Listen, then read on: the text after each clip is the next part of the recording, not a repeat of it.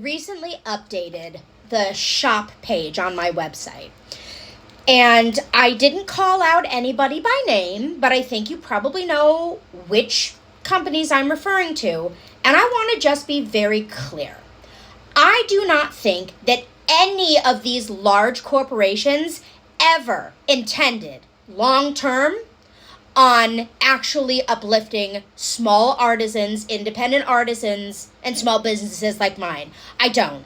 I think that they built their platform, their messaging, and frankly, their entire customer base preying on artists like me and the people that want to collect from us. And then once they saw that they were now going global and they could increase their own profit margins, they started and they started adding all this other junk, right?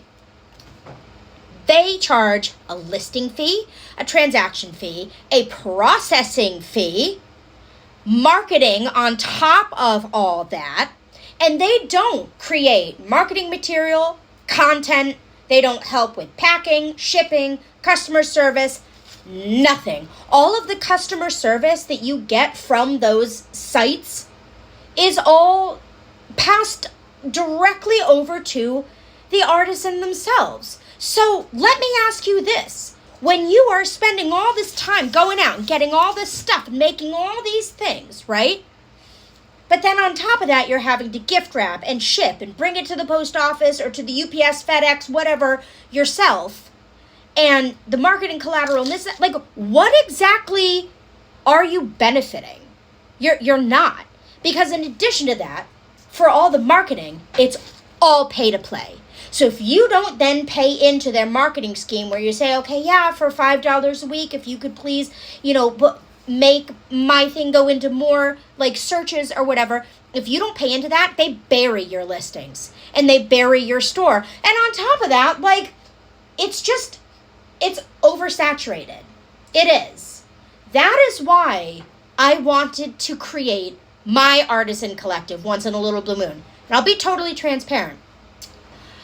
For my online sales, I take 12%. For in-store sales, I take 10%. That's it. Now, my retail partners do take a percentage off the top, and my artisans know that.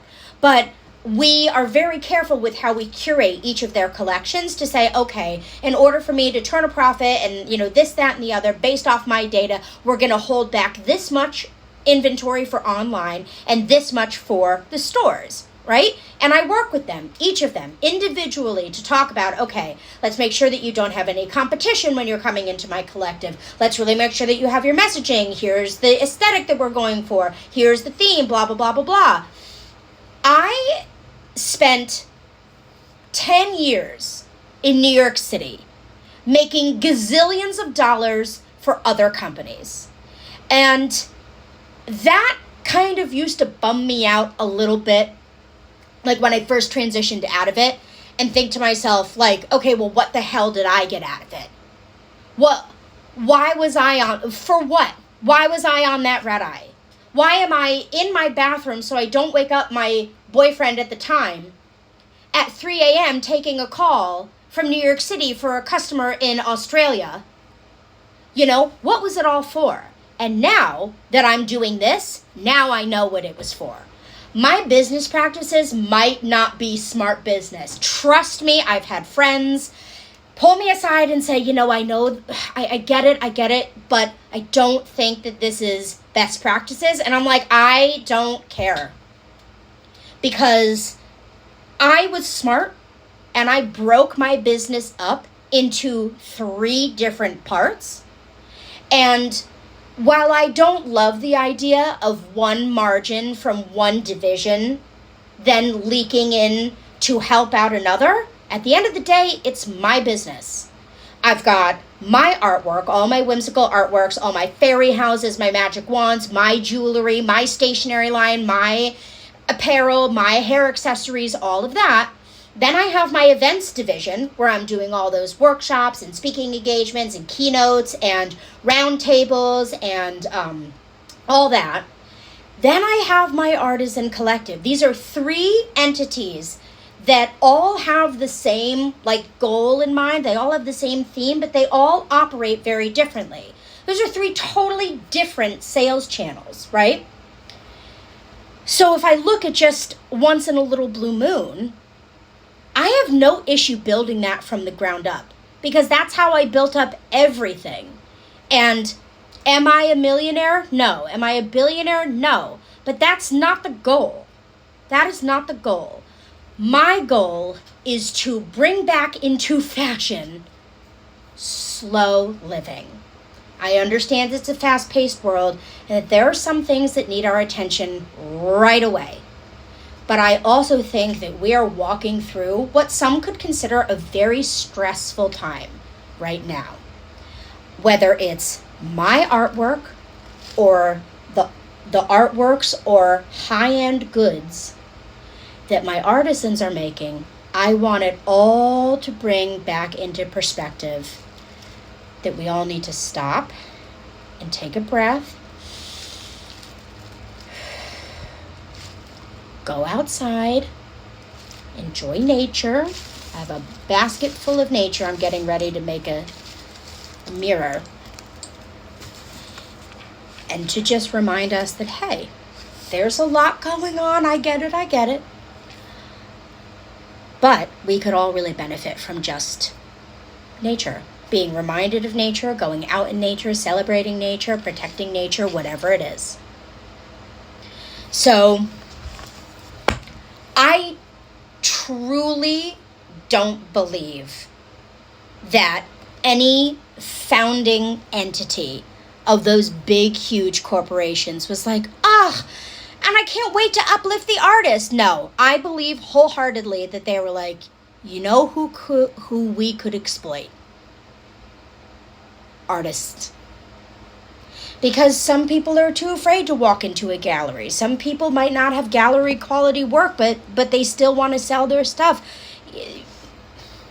You know, artists are often very eccentric people. They're very introverted, so maybe they don't want to get out and do art festivals. Maybe they don't want, or maybe there are people like that, and this could be another sales channel for them. I don't believe that they ever had good intentions, but I do.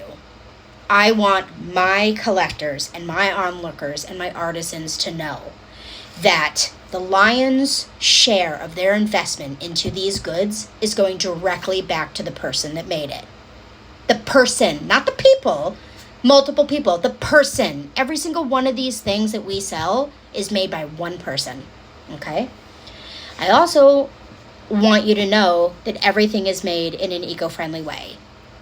Like, the essential oils and the cosmetics and the natural skincare and the candles, that's all coming from local farmers that are local to the women that make all of that are making the oils themselves and, growing the flowers themselves and the herbs, all of that.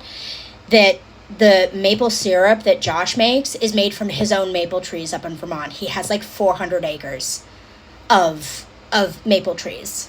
He makes it all himself. Tim owns a substantial property in Connecticut, and he goes out and looks for trees that have fallen down, and he takes them and he makes hand-turned bowls out of them.